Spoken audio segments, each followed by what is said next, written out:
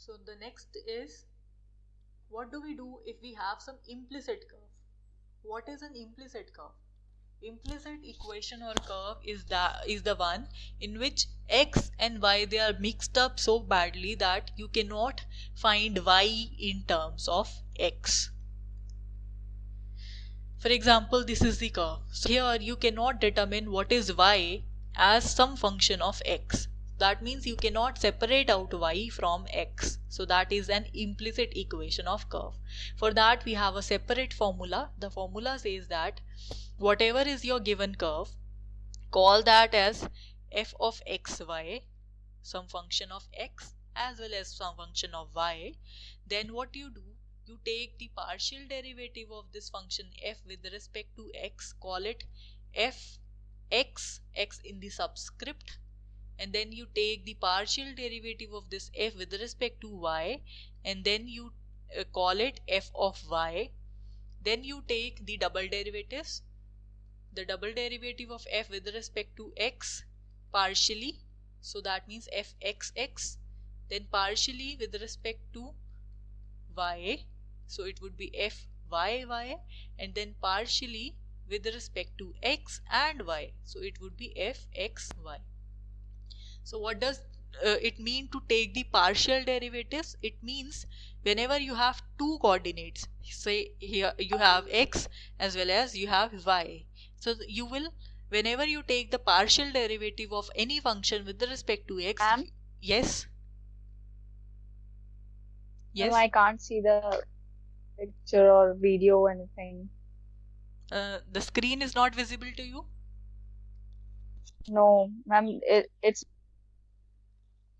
So for the implicit curve, we will first calculate the partial derivatives. Partial derivatives are calculated when you take the derivative of the given function f, keeping all other variables as constant. So that means here you, in order to calculate this del f by del x, you will treat y as constant. When you are taking the partial derivative of f with respect to y, so that means in this case you will treat x as constant. So this is the difference between partial and ordinary derivatives. So let us see how does this work. So this is the formula. So here you will plug in all these values, f of x square, f of y square, whole raised to power 3 by 2, and then divided by f double derivative with respect to x, single derivative with respect to y squared, minus 2 the double derivative with respect to x and y, single derivative with respect to x, single derivative with respect to y, then the double derivative with respect to y, the single derivative with respect to x whole square. So let us see how this works. We are given this particular curve and we are asked what, find the radius of curvature for this curve at this point, particular point 2a comma 0. So what we do, firstly, this is the formula that we will apply. So for that we will need fx, fy, f double x, fxx, fxy, and fyy. So let us see this thing. Firstly, when you calculate f of x, so that means you will treat y as constant. So what would be fx? It would be the derivative of this term, that means it would be 4x cube. The derivative of this term would be 0. Why? Because we are treating y to be constant. Next, the derivative of this term, because y is constant, so 2y square would come as such, and then the derivative of x square, so we would have 2y square, and the derivative of x square is 2x. So in effect we would have 2 into 2 4 x and y square. So this is the term that we obtain. Next, here 2a is constant, minus 2a is constant, the derivative of x cube is 3x square, so it would be minus 6a x square. And then here in this term 2a y square is constant, the derivative of x is 1, so it is minus 2a y square.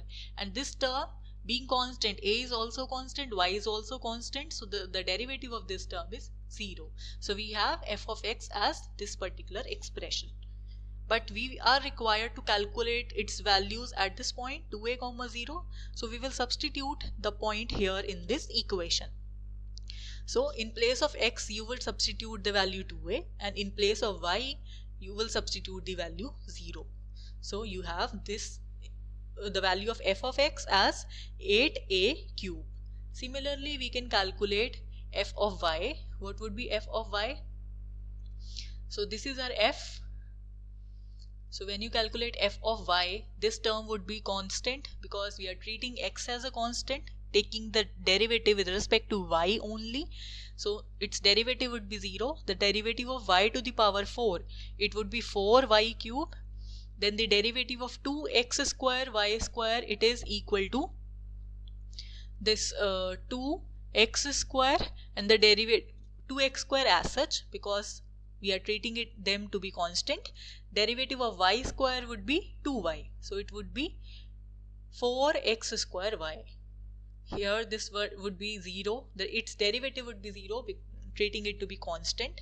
Here minus 2x as such, the derivative of y square is 2y, right?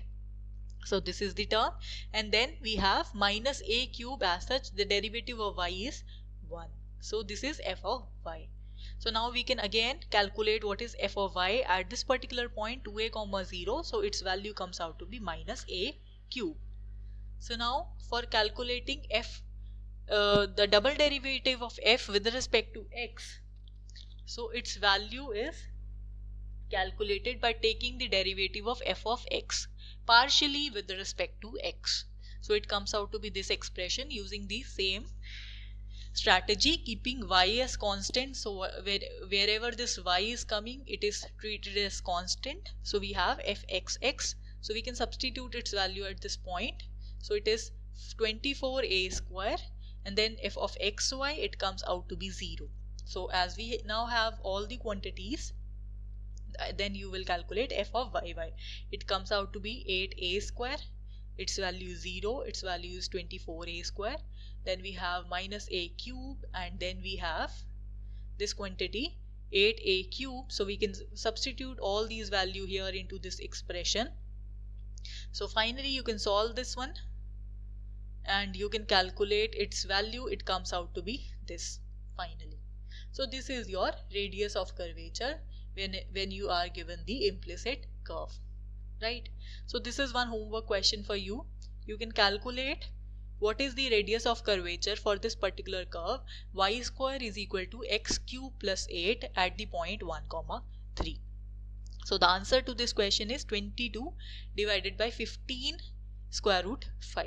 So you can try this one and you can match up the answer. So I hope this is clear to you.